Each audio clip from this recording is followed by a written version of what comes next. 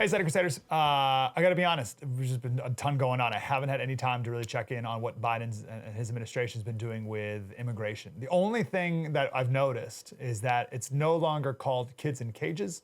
They're now called children in migrant detention center overflows or whatever like that. And I did come across this Simpsons meme that speaks for itself.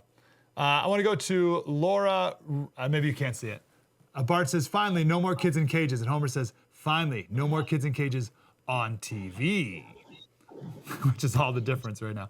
Lora Ries is here. She's Heritage Foundation Senior Research Fellow for Homeland Security and former acting DHS Deputy Chief of Staff. Ms. Ries, how are you? I'm well, Mike, and thanks for having me on. Thank you for being here. So where to start? What are some of the worst, or I don't want to even put a judgment on it yet. What are some things that the Biden administration's done with immigration? Well, he's done a lot and he's done it quickly. So there's kind of three fronts. He has signed a series of executive orders that includes stopping the funding and the building of the wall. He has stopped the travel ban restrictions. He has called for a report on climate change for potential refugees. And then at the Department of Homeland Security, initially they tried to suspend all deportations or the vast majority of deportations for the first 100 days. But the Texas Attorney General sued and did win a temporary injunction on that front. And last week at the Department of Homeland Security, a priorities memo went out from ICE, Immigration and Customs Enforcement, where it listed three priorities for arrests, detentions, removals. Those include terrorism, spies, convicted aggravated felons, and anyone who has entered the country illegally after November 1 of 2020. Though I don't give the last one any weight because anyone can buy a document and prove that they've been in the U.S., prior to any date given. And then also last week, the Biden's proposed legislation was introduced by Senator Menendez and Congresswoman Sanchez. And it focuses solely on improving illegal immigration, making it easier to illegally immigrate, and it puts Americans last. Okay, a ton there. Indeed. Yep. What? Let me ask you some bigger questions, and we can get to some of these details here.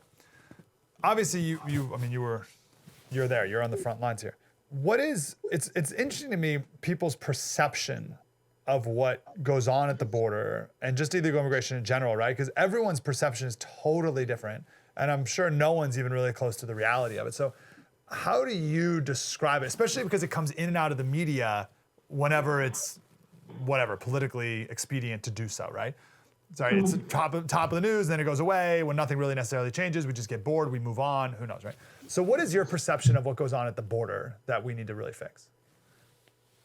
So as we saw under the Trump administration, we were seeing caravans of thousands of illegal immigrants heading north from Central America. And the Trump administration implemented a very effective tool that Congress had put into statute back in 1996, but no president had used it before. And that was called what was known as the Remain in Mexico program. And it allowed people to continue to apply for asylum, but it just stated, we're not going to release you into the interior of the U.S. for you to disappear and never come to immigration court. You had to stay on the Mexican side of the border and await your court date. And it very quickly stopped those caravans because migrants learned they wouldn't be able to just get to the border, say a few words of fear, and then disappear into the interior to go find a job and be on their way. Another key aspect of it under the Trump administration was this concept of safe third country. Asylum is about protection. It's about saving lives. It's not about country shopping. And so if you're truly fleeing for your life, then you should apply for asylum in the first safe country in which you arrive, not traverse through 2-3 countries just to apply in the U.S. And so the last administration had put in place agreements with the governments of Mexico, Guatemala, Honduras, and El Salvador that helped build up their respective asylum systems. It encouraged them to enforce their own borders. We worked with them on improving biometrics. So they were very good agreements. And again, that was a key factor in getting those caravans to stop. Wow. That was deep and insightful. I want more of that. Like, subscribe, get more.